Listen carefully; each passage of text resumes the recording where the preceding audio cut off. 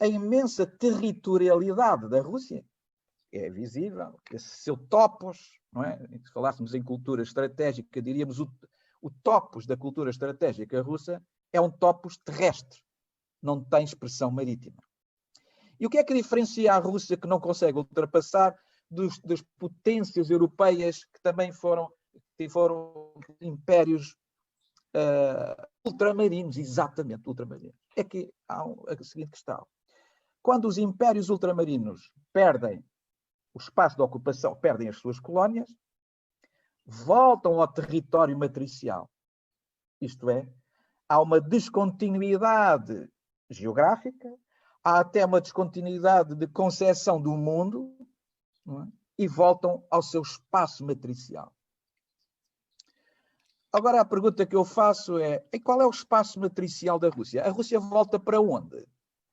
Não há descontinuidade territorial com o seu estrangeiro próximo, não há descontinuidade territorial com os agora novos Estados que faziam parte da sua esfera político-ideológica. Como é que faz? Até porque o drama da Rússia é de outra natureza. Acabou a Rússia, mas a essência do pensamento da União Soviética não acabou. Se é que também ele próprio não é tributário do pensamento imperial, talvez começado com Pedro Grande, ou ainda antes, quando em 1452, ou em 1462, não estou em erro, Moscovo consegue conquistar Kazan.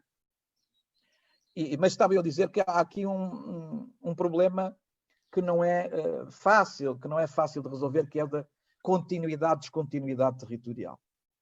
E no caso da Rússia, há ali uma continuidade territorial. Daí a dificuldade que a Rússia tem em lidar com a aproximação de outros externos à sua esfera de influência, leia-se em concreto a NATO, a dificuldade em aceitar isso. Não só, na minha perspectiva, não só porque a NATO possa ser entendida como um adversário direto num confronto securitário, mas porque a necessidade da Rússia ter que garantir não só a inviolabilidade do seu território, mas ter que garantir que o seu near abroad, apesar de já não pertencer à Rússia, ainda em certas circunstâncias, excluindo os Bálticos, mas que ainda em certas circunstâncias está sob a sua esfera de influência, é fundamental, é crucial para, para a agenda de Vladimir Putin, 2, para a agenda coletiva da afirmação da sociedade russa. Eu costumo citar o caso, uma carta que é escrita por um soldado alemão na Segunda Guerra Mundial, na frente russa, perto de Stalingrado, e é uma carta que é referida num trabalho de um grande estratega norte-americano, conhecido, Colin Gray, e também geopolítico, Colin Gray, e esse soldado russo escreve à sua mãe dizendo que estava na frente de batalha e que antecipava que a Alemanha perdesse a frente da Rússia, e ele explicava, a Rússia nunca acaba. Era a percepção também do território, da sua imensidão, que em si mesmo já é uma variável do poder da Rússia. Ora, e é essa preservação, primeiro, da inviolabilidade do território russo, e em segundo lugar, a preservação naquilo que é possível, do seu near abroad, constitui necessariamente um elemento que aglutina a Rússia à volta de Putin. E expressa numa nova ideologia, que é as ideologias justificadoras. Há um autor que é incontornável, Raquel Freire, tem muito trabalho feito sobre este autor, que é Alexander Dugin, que é um jovem autor de um livro, Geopolitical Future of Russia. Ele foi escrito primeiro em russo e depois foi traduzido, e é o grande teórico de uma ideia de um neo-eurasianismo, que é aquilo que a professora Raquel Freire há pouco falava, da aproximação ou da convergência, não é? entre Moscovo e Pequim, mas que não passa necessariamente por Pequim. Permita-me eu discordar da minha colega. as relações entre a Rússia e a China têm uma natureza utilitária porque têm um adversário em comum, que são os adversários, são os Estados Unidos e a NATO, que, no entender da Rússia, é uma espécie de quinta coluna dos Estados Unidos, na Europa, em concreto. Mas a questão, Alexander Dugin vai mais longe e fala neste neoresianismo, não tanto como uma ideologia, não tanto como uma teoria geopolítica, mas como uma concepção civilizacional do papel da Rússia na relação entre o Ocidente e o Oriente. Um papel civilizacional. E isto não é novo. Permitam-me dizer, isto não é novo. E Vladimir Putin, como o pantocrator, é o pantocrator, não é? Omnipresente e omnisciente desta ideia da Rússia como ponto de ligação entre o Ocidente e o Oriente. E isto não é um acaso, claro, não é um acaso. E vejamos o seguinte: quando a União Soviética é criada, e durante o tempo em que existiu a União Soviética enquanto Estado reconhecido na ordem internacional, a União Soviética, membro do Conselho de Segurança, membro do Conselho Permanente de Segurança das Nações Unidas, não é? Vejamos o seguinte: olhemos para a designação de União das Repúblicas Socialistas Soviéticas. Não há aqui, nesta designação, nenhuma componente geográfica que identifique o mapa, diria numa perspectiva de mapa político ou administrativo, que identifique o Estado, o país, com o território correspondente. É caso único. Evidentemente que há outros elementos estruturantes da política externa da Rússia, designadamente no que diz respeito às relações com a Europa, que assenta na diplomacia do pipeline, não é? E que tem na Alemanha, eu diria, o principal ponto fulcral dessa diplomacia de pipeline, porquanto a Alemanha constituiu-se, não sabemos até quando, como o interface da distribuição do gás russo, um dos interfaces da distribuição, mas o quiçá o mais importante, do gás russo para a Europa. Mas há aqui um outro elemento em Putin, que eu acho que mais tarde ou mais cedo ele vai recuperar, só está à espera do enfraquecimento da NATO, isto é, está à espera que internamente haja uma erosão e que se comece a questionar qual é a missão da NATO. Talvez isso explique porque é que a China, para a NATO, estou a lembrar-me de um statement feito pelo secretário-geral da NATO há cerca de 2, 3 semanas, talvez isso explique porque é que a NATO agora também se está a virar para a China como sendo não adversário, mas um challenger, não é? É um challenger da NATO. Mas Vladimir Putin, com esta, diria, sustentação no poder, vai certamente voltar à carga com uma das suas ações estratégicas que mais tem desenvolvido de forma, diria, sincopada ao longo das duas últimas décadas, que é dividir a Europa no que diz respeito às suas relações com Washington. Esse é, para mim, um dos desideratos da política que Putin pretenderá levar a cabo. E já o ensaiou. Não ensaiou agora, mas ele ensaiou há 10 anos atrás, quando, numa entrevista ao Der Spiegel, fala, e não é por acaso que é uma entrevista ao Der Spiegel, fala na necessidade da Europa criar um conceito comum de segurança, ou um conceito de segurança comum, melhor dizendo, que seria de Lisboa a Vladivostok. Assento numa leitura sistémica das relações internacionais, que é que o que acontecer de mal na segurança russa terá inevitáveis implicações na segurança da Europa, aquilo que acontecer na Europa terá inevitáveis implicações na segurança europeia. E a ideia de que a Rússia historicamente faz parte da Europa, e a Europa tem que aceitar a sua especificidade, mas a Europa tem que acolher nos seus braços um dos seus irmãos, ainda que viva num condomínio relativamente afastado. E isto são elementos, da minha perspectiva, vão sustentar a posição da Rússia e vão sobretudo sustentar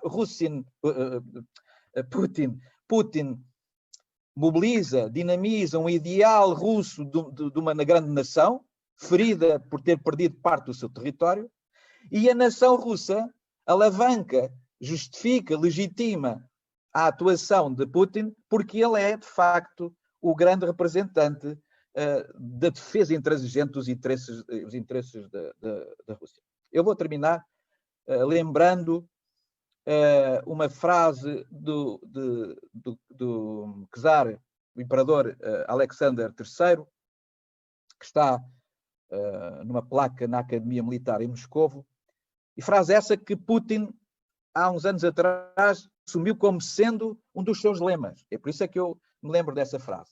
E que acaba por, se calhar, definir, de certa forma, o que é que continua a ser a leitura que a Rússia faz do mundo. E nessa placa, essa placa tem a afirmação de Alexander III, que diz o seguinte: a Rússia tem dois grandes aliados no mundo, o seu exército e a sua marinha. Muito obrigado, caríssimos. Muito obrigada, professora Heitora Romana, por mais esta excelente intervenção. Bom, já tivemos as intervenções dos nossos oradores. Eu tenho aqui, fui recolhendo um conjunto de perguntas que foram aparecendo no nosso bate-papo. Eu tentei aqui associar algumas delas para ganharmos tempo, mas passava, e pedia também aos nossos oradores, na medida do possível, que tentassem uma resposta relativamente sintética, porque de facto temos aqui várias perguntas.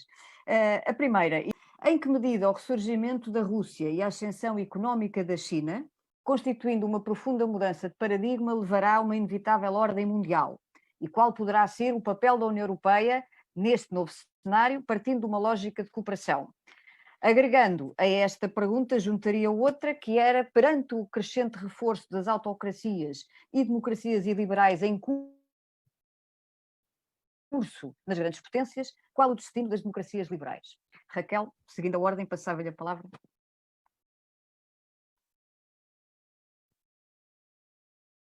Ativar aqui o microfone, senão não consigo. São questões muito interessantes em termos de que tipo de ordem internacional poderá ser esta que começamos a ver ser desafiada claramente. Eu diria, se calhar, assumiria aqui uma resposta um bocadinho conservadora, no sentido de que, apesar de vermos, e eu vejo a Rússia claramente como uma potência regionista, muito nesta lógica e objetivo de afirmação e reconhecimento como aquilo que é o percurso da Rússia, em particular a ascensão da China, na realidade, apesar de no próprio contexto dos BRICS apelarem a uma ordem internacional mais justa, mais igualitária e, portanto, serem críticas daquilo que consideram a ordem hegemónica liderada pelos Estados Unidos e, portanto, sempre aqui o vetor Estados Unidos muito na agenda, na realidade há um reconhecimento de que não estão contra a ordem internacional. No fundo, a China cresceu, desenvolveu-se e ganhou a projeção que tem atualmente no quadro da ordem neoliberal. E, portanto, no fundo, muitas vezes a China refere não é contra a ordem, é nesta ordem encontrar aqui uma hierarquização, se nós quisermos, diferenciada das potências, em que eventualmente os Estados Unidos possam acabar por ter um papel menos relevante, sendo que continuará a ser relevante, mas portanto, neste mapa multipolar ou policêntrico. O papel da União Europeia é muito interessante, diferentes oportunidades, e tem sido muito criticada por, em alguns momentos, não ter sido capaz de capitalizar em algumas destas oportunidades. E, por exemplo, na altura em que os Estados Unidos começaram a diminuir a sua presença na Ásia Central, muitos diziam é a altura certa para a União Europeia, que na sua política de vizinhança não inclui as repúblicas da Ásia Central, eventualmente criar aqui uma linha especial de relacionamento com este espaço e dessa forma procurar também reposicionar-se nesta área. Mas de facto a União Europeia não tem sido um ator tão ativo, digamos assim, nesta área, e portanto eu diria que a sua presença continua a ser grande e visível em termos económicos, mas em termos políticos continua a haver aqui alguma dificuldade, e portanto este objetivo de afirmação como uma potência global e portanto a estratégia global de 2016 encontra ainda alguns limites em termos da sua capacidade de parceitor. Desde que há a ordem mundial que se fala numa nova ordem mundial. Ou na desordem mundial à procura da nova ordem mundial. E cada vez que há major players que se movem, as placas tectónicas procuram, enfim, ou são submetidas a pressões e do ajustamento dessas placas tectónicas, ou há a pacificação das placas, ou então há os grandes terremotos com os resultados que nós conhecemos. O surgimento da Rússia, a ascensão económica, levará a uma nova ordem mundial? Não me parece, a não ser o que é que consideramos por uma nova ordem mundial.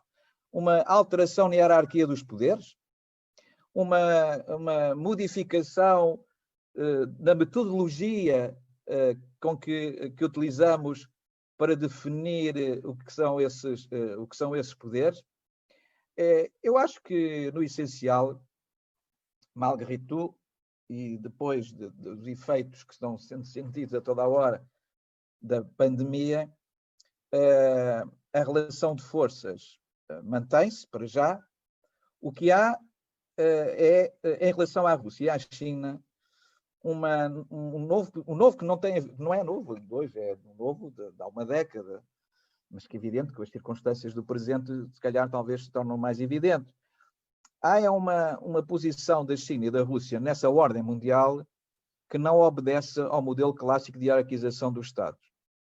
Para mim, e há autores e colegas, os Estados Unidos continuam a ser, há quem diga que nunca foi, mas o hegemon que é desafiado, quer dizer, há challengers do hegemon. Os Estados Unidos continuam a ser o poder hegemónico, mas a Rússia e a China têm um papel muito interessante no esbater desse poder hegemónico. É que na minha hierarquia de poderes, a China e a Rússia são contrapoderes. Não os colocam como grandes potências ou superpotências desafiadoras, a partir de um conjunto de variáveis económicas, militares, securitárias. Não, são contrapoderes. E porquê é que eu acho que a Rússia e a China são contrapoderes no presente? Aliadas ou não? Atuando em separado ou atuando em convergência? São contrapoderes na medida em que não têm poder para ocupar o lugar dos Estados Unidos na ordem internacional, mas têm poder para o enfraquecer. O que também é uma forma de exercer o poder. Não afirma, mas tira poder a outro player. Tira poder económico, o caso da China, e o caso da Rússia desgasta, e que juntamente com a China desgastam a posição dos Estados Unidos no mundo. Criam atritos, criam situações em várias partes do mundo que vão gerando desconfiança em relação aos Estados Unidos. E nessa medida eu acho que ambos ou situam-se no quadro que eu designo de contrapoderes. Não têm poder para substituir, mas têm poder para desgastar o outro, enfim, levando ao seu enfraquecimento. O papel da União Europeia neste novo cenário, não consigo ainda identificar. A União Europeia está sempre à procura também do seu papel em vários cenários. Já vimos várias vezes essa pergunta e a resposta é de constantes ajustamentos que a União Europeia debate-se com um problema que é um pecado capital, permitam dizer assim. E vou buscar o grande teórico holandês, dos estudos europeus, que fala no normative power, não é? A União Europeia como normative power. E, de facto, dá-me a ideia que a União Europeia é aquilo que se pode afirmar é como normative power, não como um poder militar, porque não existe, com poder económico, mas com limitações, mas tem essa característica de modelo para o funcionamento das sociedades e servir de modelo para o funcionamento das economias e enquanto agente também da mudança, enquanto exemplo de mudança e de sustentabilidade política no seu seio. Nessa medida, é um normative power. Há, contudo, hoje um novo fenómeno que leva a que a Rússia tenha uma posição, diria que do ponto de vista da narrativa, seja uma posição mais favorável do que a China. Mais favorável na medida em que não precisa de fazer ajustamentos tão rápidos à sua narrativa. A China precisa e já está a fazer os ajustamentos. Eu explico como e porquê. O que tem passado desde Brexit, desde a ascensão de Trump, é o recuperar, no caso dos Estados Unidos, o excepcionalismo, a teoria do excepcionalismo, na Europa do Brexit e no caso do que se passa na Europa, na Europa Central, com algum movimento, a questão do poder, é a recuperação, e que também a França, permitam-me dizer, já deu sinais desse, a recuperação das teorias do soberanismo.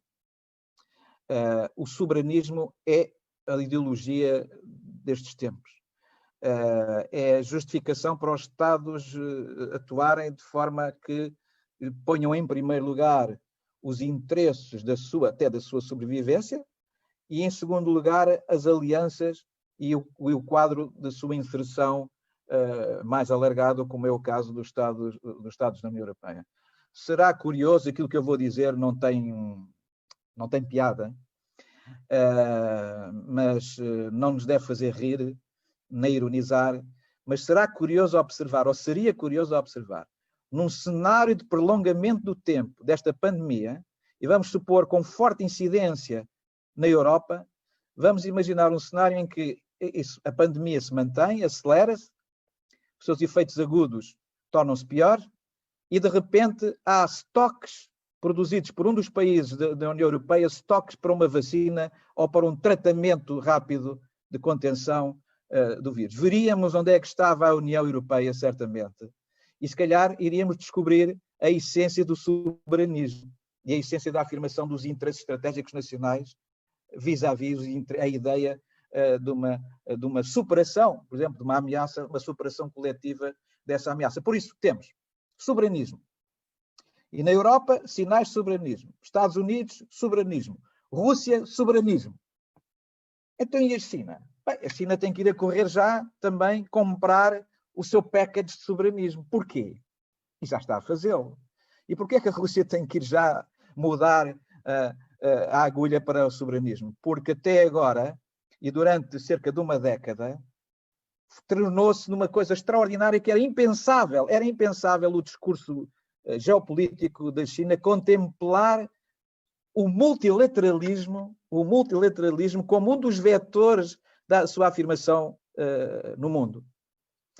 E quando Trump começa a fazer o seu caminho para o excepcionalismo, Xi Jinping apontou o dedo e diz, pois, os Estados Unidos vão por esse caminho, nós somos defensores do equilíbrio, da harmonia internacional e do papel do multilateralismo em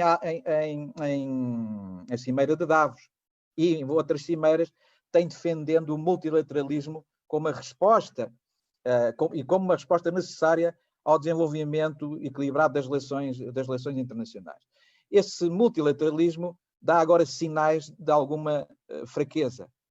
Dentro do seio da própria União Europeia, assistimos à emergência de uma coisa que parece nova, mas não é, que é do mini multilateralismo informal. Mini multilateralismo informal, que é, por exemplo, os primeiros ministros de Espanha, Portugal, Grécia, Itália e França reunirem-se para defender os seus interesses no seio da União Europeia. Bem, isso é um mini multilateralismo informal. E provavelmente vamos assistir ao surgimento do mini multilateralismo. E a China vai ter que ser o líder do mini multilateralismo da sua região e, ao mesmo tempo, assumir o seu estatuto, ou internamente assumir uma linguagem e uma perspectiva de soberanismo. Bem, era o que me ocorria dizer. Não sei se há mais alguma questão. Eu passava a palavra à senhora professora moderadora. Muito obrigada. Bem, eu sem querer abusar dos nossos oradores, mas posso colocar só mais duas questões. Se a Raquel não se importasse, começava por ti. E são aqui, é uma questão que são duas questões que eu tentei aqui interligar mais uma vez, porque elas têm o mesmo objeto, que é a NATO, precisamente.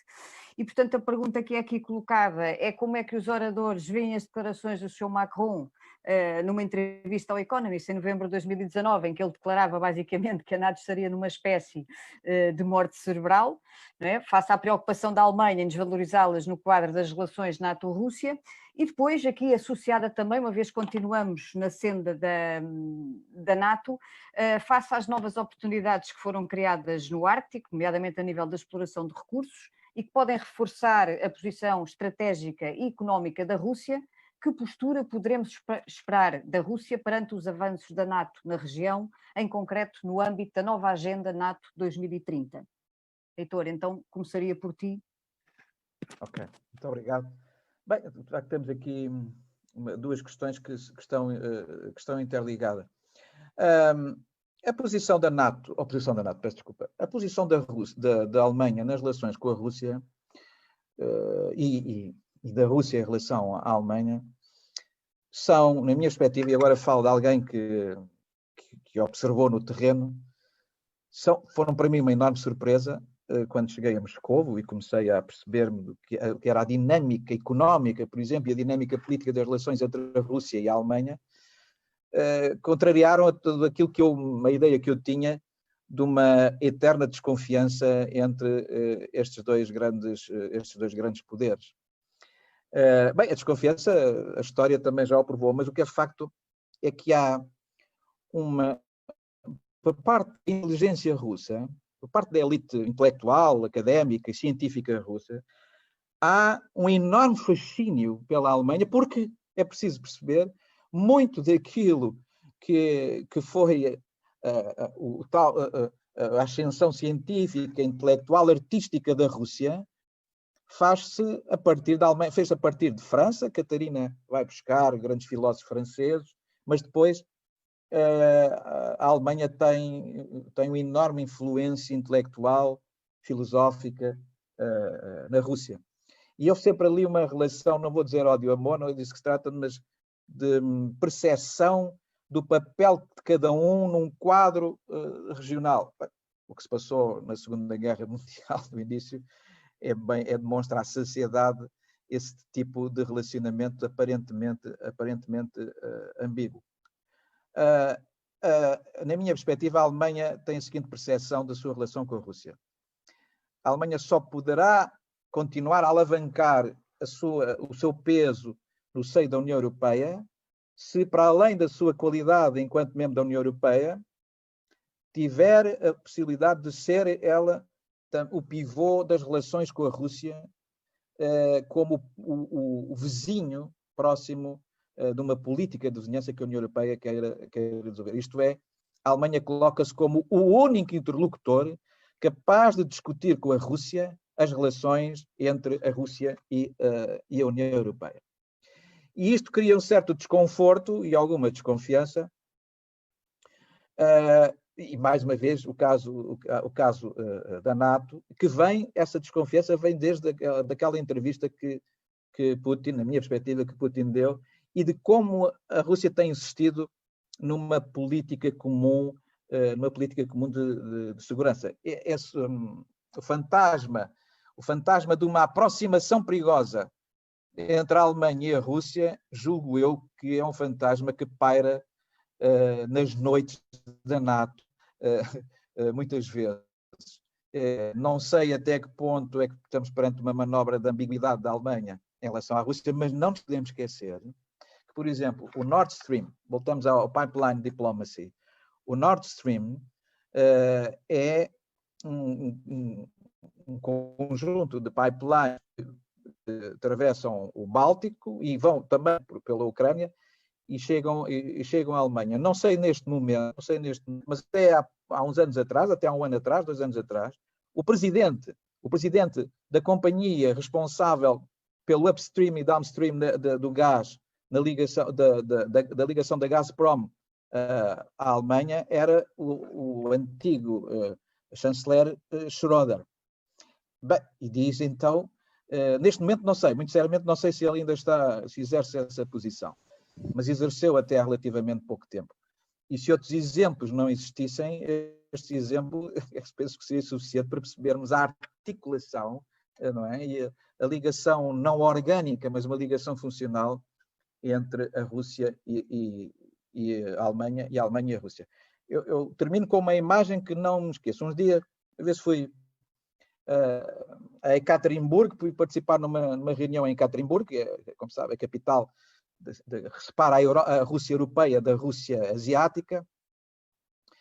E quando cheguei ao aeroporto de Ekaterimburgo, eu já tenho contado isto muitas vezes, seguramente estão aqui alguns alunos que já ouviram contar esta pequena história.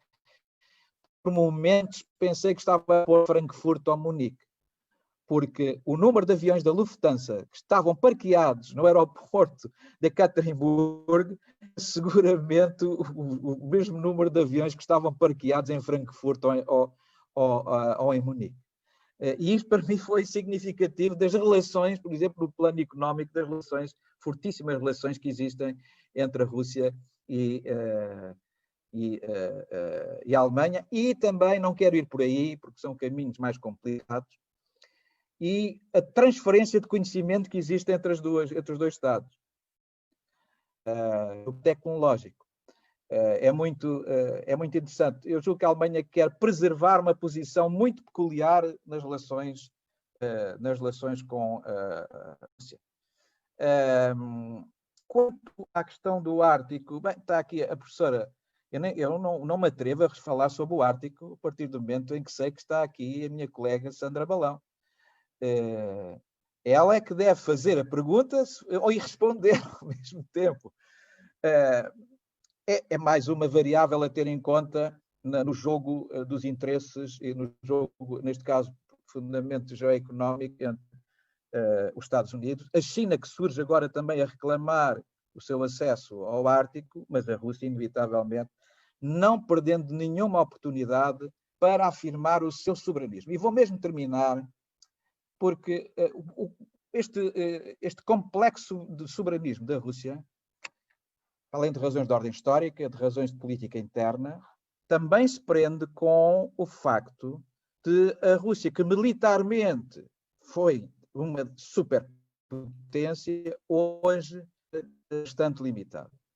E qualquer gesto que tome no sentido de demonstrar, não exatamente pela força, mas de demonstrar que tem meios, capacidades para defender os seus interesses, é incontornavelmente uma forma de atenuar a perda relativa da sua capacidade militar. Muito obrigado. Era isto que eu queria dizer.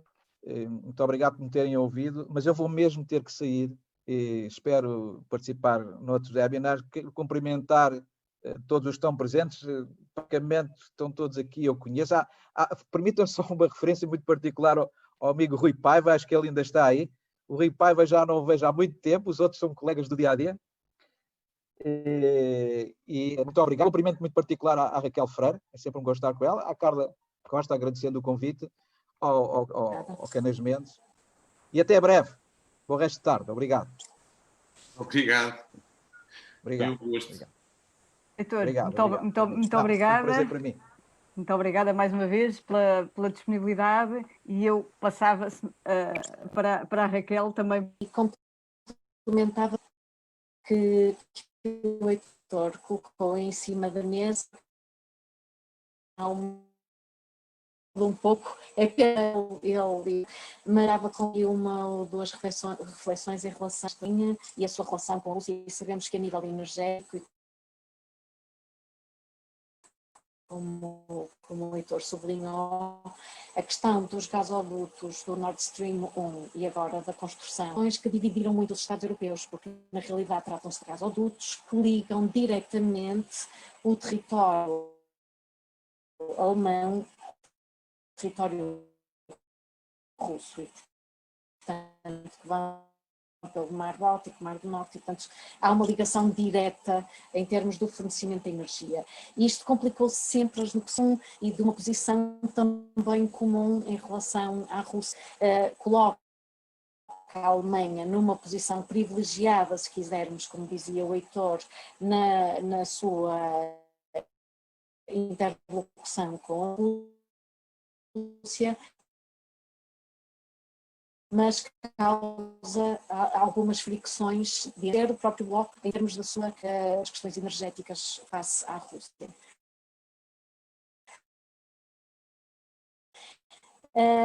Um segundo aspecto tem a ver, portanto, o Heitor referia que a Alemanha é o único interlocutor que nós temos na Europa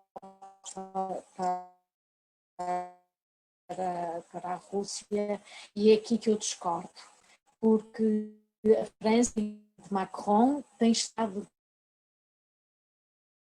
na conferência com os diplomatas franceses o ano passado no verão, claramente a necessidade de haver um aligeirar nas relações com a Rússia, porque claramente a política que a União Europeia está a seguir está a empurrar a Rússia para a China, e que isto poderá ter efeitos perversos em termos de, lá está, desequilíbrios na ordem internacional. Já essa pergunta tem estado aqui sempre muito presente, não é?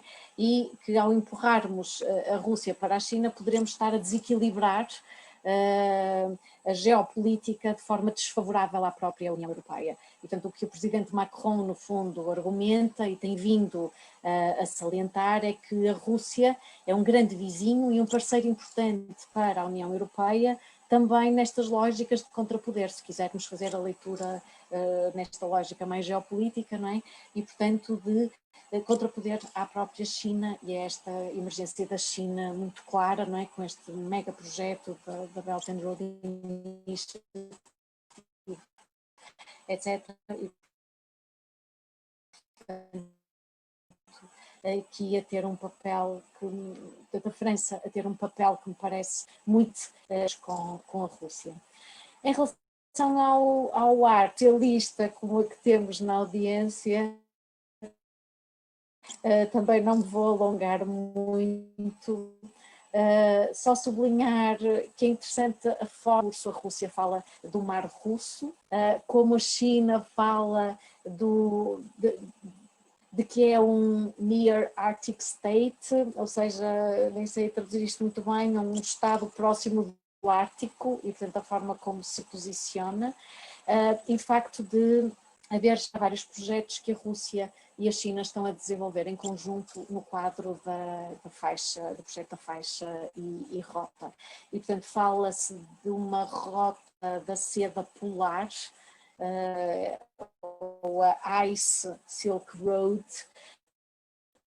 na qual portanto, se incluem alguns projetos. Há investimentos chineses na exploração de leito russo, e portanto isto são investimentos enormes, muito avultados, e a China tem estado, digamos assim, a financiar de alguma forma alguns destes projetos, porque obviamente isso permite, em termos da diminuição das rotas, não é? Aqui ganhos incríveis, porque de facto conseguimos rotas muito mais curtas atravessando o Ártico. Portanto, ali a rota do Mar do Norte acaba por ser um projeto interessante.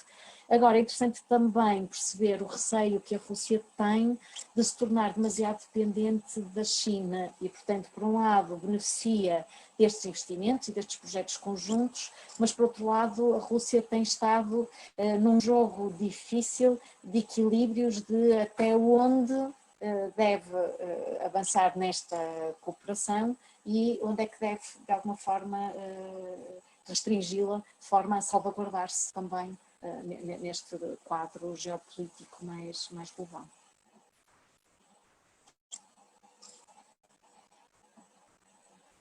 Raquel, muito obrigada.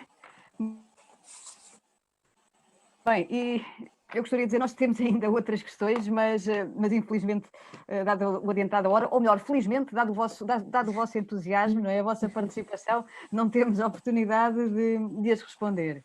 Eu gostaria, naturalmente, por agradecer agradecer novamente aos nossos oradores de hoje, a professora Raquel, que mais uma vez, com toda a simpatia, se disponibilizou para nos ajudar a refletir sobre um tema tão importante como a posição geoeconómica da Rússia. O professor Dr. Romana também, que já se ausentou, mas nos deu também um ótimo contributo. E agradecer muito sinceramente à audiência, à vossa participação, ao vosso entusiasmo e já agora aproveitar a embalagem, como se costuma dizer, e convidá-los desde já para estar presente no próximo webinar dedicado à estratégia geoeconómica para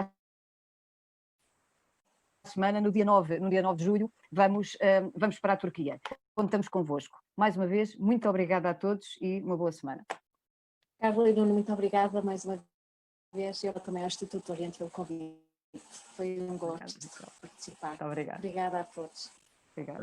Eu, só para concluir, reiterar os agradecimentos à Raquel e também ao Heitor, que já nos deixou, à Carla pela iniciativa, agradecer em meu nome pessoal e em nome do Instituto do Oriente. É muito bom acolher todos os participantes e os oradores em particular, pela riqueza não só da informação transmitida e do pensamento, como também do próprio diálogo, que é sempre importante. Muito obrigado mais uma vez a todos e para a semana marcamos encontro à mesma hora. E obrigado, Raquel.